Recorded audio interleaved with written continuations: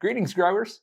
Exciting stuff going on here. We finally got our squash, corn, and bean seeds, and those will be arriving in the mail soon.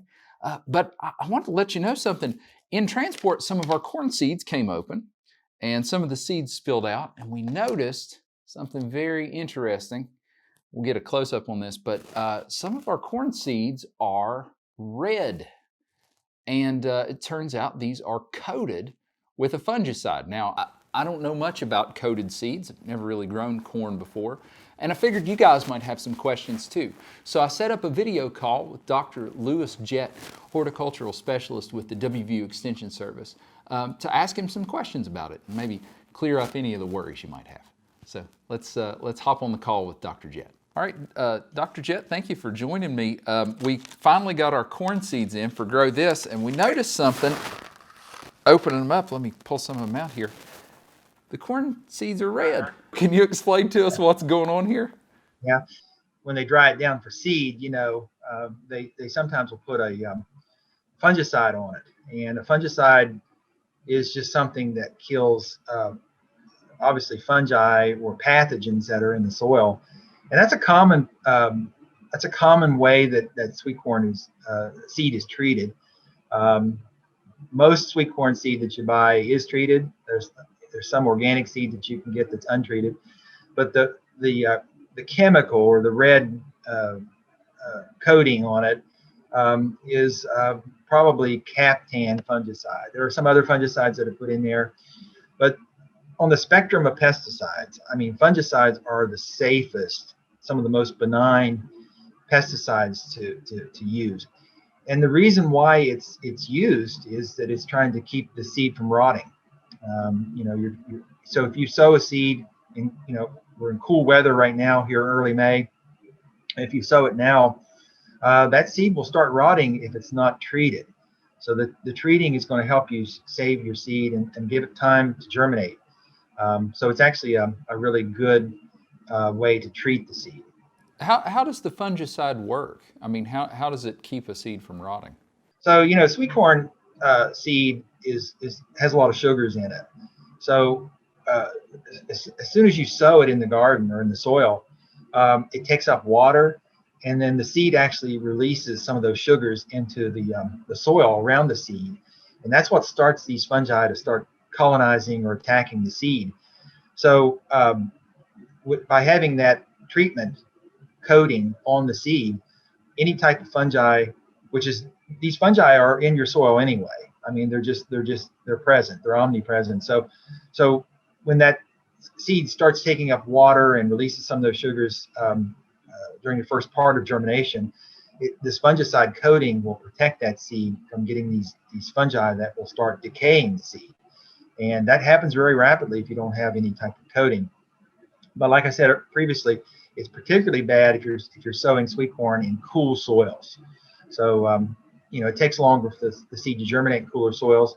So this gives them sort of like a ring of protection by having this fungicide treatment on it. Does the fungicide dissipate after a point in time? Like I'm sure somebody will be concerned, well, if I have this fungicide on my seeds and then I grow the corn, is there going to be fungicide in my corn? No, I mean, the plant does not take it up. So it's just something that's just a coating. And so when the roots start forming on the plant, it doesn't take up the fungicide in through the plant. So it's just really a short-term protection for the seedling, for the seed, to let it have enough time to germinate without being attacked by harmful fungi. So you don't have to worry about it being translocated through the roots or through the leaves or into the cob or into the kernels. It's just a short-lived protection to help the seed germinate and grow a seedling. So it sounds like without the fungicide, the corn, after you sowed it, pretty much just wouldn't do anything. It wouldn't grow. Yeah, we lose a lot of corn seed in wet, cool soils because it doesn't germinate very well, and it has to be replanted. And that's always a problem for gardeners because sometimes some kernels will come up and some don't, and you're trying to replant, and then your plants are uneven. One's bigger than the other, and that's just really not a good situation to have.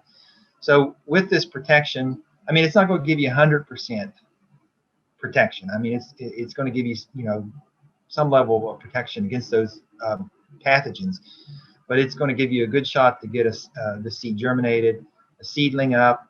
A seedling should be up within 2 weeks, and you're good to go. I mean, but you just kind of have to give the plant a little bit of help during the germination phase, because there's a lot of things, as we'll talk about through the growing season, there's a lot of things that want to attack your plants or feed on your plants. And it starts with the soil, things that are in the soil, but there are good fungi in the soil too. And these fungicides that we're seeing on the seed coat that makes them red, those don't harm beneficial biological organisms in the soil or fungi. It's just a protection against harmful ones. Just one other thing, Zach, that might be on sowing them. I mean, there's no issue really with sowing, hand sowing or touching the seed. But I mean, if you want to use gloves, work gloves, or latex gloves, because everybody has used gloves during the early part of this pandemic issue, you could do that. But I mean, if you're hesitant about getting it on your skin, you can use gloves. But if you do get it on your skin, just essentially wash it off after you sew it, and obviously don't touch your mouth or eyes when you may have some of the fungicide on your fingers. There are seeders that you can get that you can just put the seed in a seeder and sow with a hand push seeder or something. But I wouldn't worry about sowing it by hand, but just making sure you wash after you sow it. I'm glad you told me that, because as we've been talking, I've been playing with the corn seeds, and I've noticed I've got a little bit of red stuff on my fingers now. I'll be sure not to, stick my fingers in my mouth. It doesn't make red fingers. Yeah, that's true. Thank you for that tip. Well, Dr. Jett, thank you very much. You're, as always, very helpful with all this stuff. Thank you. Thank you. And I'll be back in touch with you guys as we go through the growing season. Sounds great. Talk to you later. All right. See ya. Bye.